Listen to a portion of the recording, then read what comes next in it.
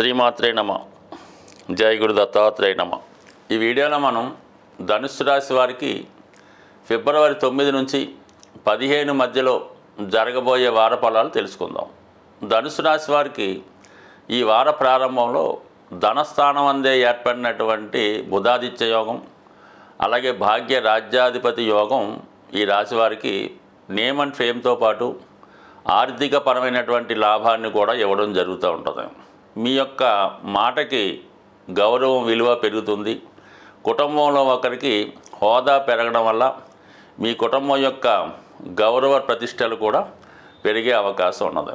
అలాగే చాలా కాలంగా దూరంగా ఉన్నటువంటి మీ బంధువులు తిరిగి మీ కుటుంబంలో కలుసుకొని మీ అభివృద్ధికి సహకరించే అవకాశం ఉన్నది. ఇక మీకు ఫిబ్రవరి 11వ తారీఖున బుధుడు తృతీయ స్థానంలో ప్రవేశించి అక్కడ ఉన్నటువంటి శని భగవానుడితో కలియడం వల్ల వృత్తిలో మార్పు కొరకు చేసే ప్రయత్నాలు ఫలిస్తాయి. కొత్త అవకాశాలు రావడం మొదలవుతుంది. అలాగే మీరు ఏదైనా అదనపు ఆదాయం కొరకు చేసే ప్రయత్నాలు ఫలిస్తాయి.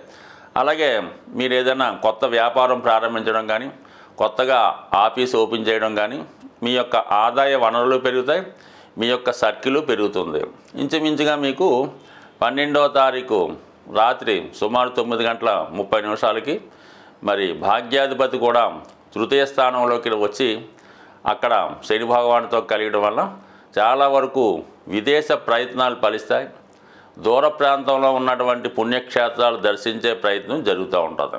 దాంతోపాటు మీరు ఏదైనా కొత్త వృత్తి వ్యాపారాల కొరకు చేస్తున్నటువంటి ఆర్థిక ప్రయత్నాలు కూడా చాలా వరకు కలిగే అవకాశం ఉంది. ఇదే సమయంలో మీరు ఏదైనా నామినేటెడ్ పోస్టుకు కానీ, వారసత్వంగా మీ పెద్దలు చేస్తున్నటువంటి ఉద్యోగం పదవి మీకు రావాల్సి ఉంటే అది ఈ సమయంలో మీరు ప్రయత్నం చేయడం వల్ల కొంతవరకు అటు ప్రభుత్వ పదవి, ప్రభుత్వ సత్కారం కూడా లభించే అవకాశం ఉంది. మొత్తం మీద ఏదైనా మీ యొక్క నేమ్ అండ్ ఫేమ్ పెరుగుతుంది. మీ యొక్క అభిమానులు, ఫాలోవర్స్ కూడా పెరుగుతారు. వృత్తిలో మీ యొక్క వేతనం, ఆదాయం కూడా పెరిగే అవకాశం ఉన్నది. ఇక చతుర్థ స్థానాన్ని పరిశీలించినప్పుడు షష్ఠ లాభాధిపతిగా ఉన్నటువంటి శుక్రుడు చతుర్థ స్థానంలో రాహుతో కలిసి సంచారం చేయడం వల్ల మరి ఈ వారంలో మీరు ఏదైనా ఒక ఖరీదైనటువంటి వాహనం కానీ, గృహాన్ని కానీ, స్థిరాస్తిని కానీ కొనుక్కునే ప్రయత్నం జరుగుతుంది.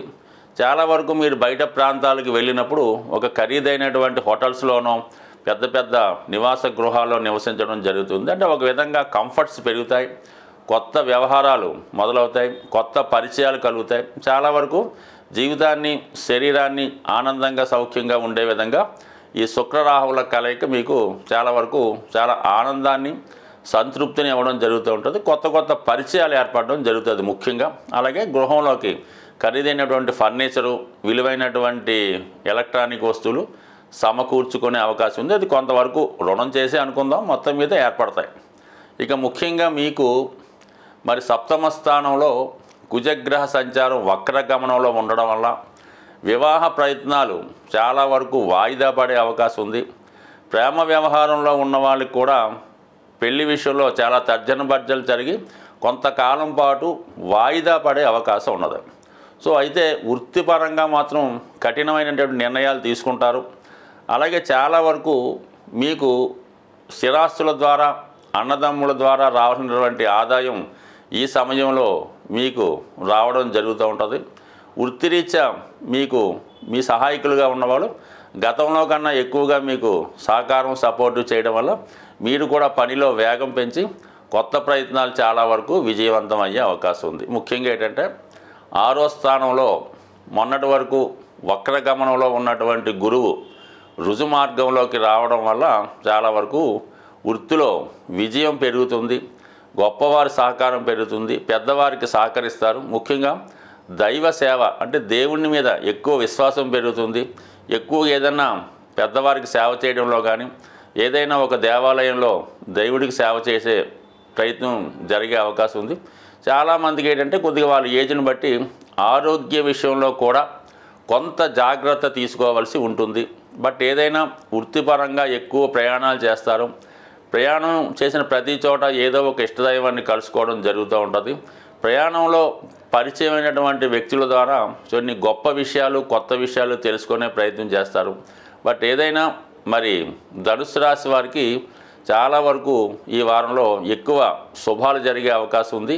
ఏదో ఒక శుభవార్త ఈ వారంలో మీరు వినే అవకాశం ఉంది. సాధారణంగా ఈ గోచారాన్ని, రాశుల్ని, నక్షత్రాల్ని, గ్రహాల్ని ఫాలో అవుతున్న వారికి ఖచ్చితంగా వాటి ప్రభావాన్ని మంచి కానీ చెడు కానీ ఇవ్వడం జరుగుతూ ఉంటుంది. అంటే నమ్మిన వాళ్ళకి నమ్మినంత. ఏదైనా ఆ గ్రహానికి సంబంధించినటువంటి పరిహారం చేసుకునేటప్పుడు ముఖ్యంగా ఇప్పుడు ఈ మాఘమాసం అన్నది ఏంటంటే మీకు ఎటువంటి ఫలితాన్నైనా చాలా శీఘ్రంగా తొందరగా ఇవ్వడం జరుగుతూ ఉంటుంది. ముఖ్యంగా ఈ నెలలో ఎక్కువగా ఎవరైతే చాలా ఆర్థికపరమైనటువంటి ఇబ్బందుల్లో ఎదుర్కోవడం జరుగుతున్నది అనుకున్న వాళ్ళకి అంటే బాగా ఫైనాన్షియల్ స్ట్రెస్ ఉంటుంది. ఏ పని చేద్దామన్నా ముందుకు వెళ్ళలేకపోతూ ఉంటారు. అటువంటి వాళ్ళకి ఏంటంటే ఒక గొప్ప రెమెడీ మీరు ఏం చేస్తారంటే ఏదైనా ఒక 3 సంఖ్య వచ్చే విధంగా ఒక 3 కేజీల 300 గ్రాముల లేదంటే 3 పిడికెళ్ళ అటుకులు తీసుకోవాల్సి ఉంటుంది. అంటే మామూలుగా ఈ పేపర్ అటుకులు అవి కాకుండా మరి పూర్వకాలంలో ఉన్నటువంటి అటుకులు ఒక 3 సంఖ్య వచ్చే విధంగా 300 గ్రాములు తీసుకోండి. దాంట్లో ఒక 100 గ్రాములు బెల్లాన్ని పొడిగా చేసి కలిపి అంటే ఏదైనా ప్రసాదంగా తయారు చేసి ఏదైనా విష్ణుమూర్తి సంబంధించిన ఆలయంలో వెంకటేశ్వర స్వామి టెంపుల్ అన్నా విష్ణుమూర్తి సంబంధించిన టెంపుల్లో నైవేద్యంగా సమర్పించి అక్కడ ఉన్నటువంటి భక్తులకి పంచిపెట్టడం వల్ల చాలా శీఘ్రంగా ఇమీడియట్గా మీకు రావాల్సినటువంటి ధనం రావడం కానీ దాని ఫలితం మీరు అనుభవంలోకి రావడం జరుగుతూ ఉంటుంది. అంటే మీరు ఎట్టి పరిస్థితుల్లో కూడా ఫస్ట్ టైం చేయడం వల్ల పెద్దగా ఫలితం కనబడకపోతే మళ్ళీ ఒక వారం గ్యాప్ ఇచ్చి మళ్ళీ చేయడం వల్ల కూడా ఫలితం రావడం జరుగుతుంది. ఇంకా మూడోసారి చేసే పని లేకుండానే రావడం జరుగుతూ ఉంటుంది. ఇది ముఖ్యంగా మీరు బుధవారం రోజు కానీ శనివారం రోజు కానీ చేసే ప్రయత్నం చేయండి. ఖచ్చితమైన ఫలితం పొందుతూ ఉంటారు. అలాగే ఏదైనా అమ్మవారి ఆలయంలో కనకదుర్గ కానీ ఏ అమ్మవారి టెంపుల్లో అయినా పర్లేదు ఒక శుక్రవారం రోజు ఒక 9 తమలపాకులు తీసుకోండి. 9 తమలపాకులు కలిపి ఆ తమలపాకులతో పాటుగా ఒక దానిమ్మ ఫలం మంచి రౌండ్గా ఉన్నది, ఎటువంటి మచ్చలు లేనిది, చాలా మంచి ఫ్రూట్ఫుల్గా ఉన్నదాన్ని అమ్మవారి ఆలయంలో తమలపాకులతో కలిపి శుక్రవారం కానీ మంగళవారం కానీ ఇచ్చి మీ మనసులో కోరుకోవడం వల్ల కూడా మరి తొందరగా మీకు సంపద చేకూరే అవకాశం ఉన్నది. ఈ విధంగా చేయడం వల్ల అలాగే కొంతమంది అవకాశం ఉన్నవాళ్ళు మంగళవారం రోజు సాయంకాలం పూట అంటే సాయంకాలం 6 నుంచి 7 గంటల మధ్యలో 8 గంటల మధ్యలో ఏదైనా హనుమాన్ ఆలయంలో హనుమాన్ టెంపుల్లో 6 గులాబీ పువ్వులు స్వామివారికి సమర్పించడం వల్ల కూడా తొందరగా మీకు ఏదైనా ఓర్పు సహనంతో చేయవలసి ఉంటుంది. ఏ పరిహారం అయినా ఒకే సమయంలో నమ్మకంతో చేయవలసి ఉంటుంది.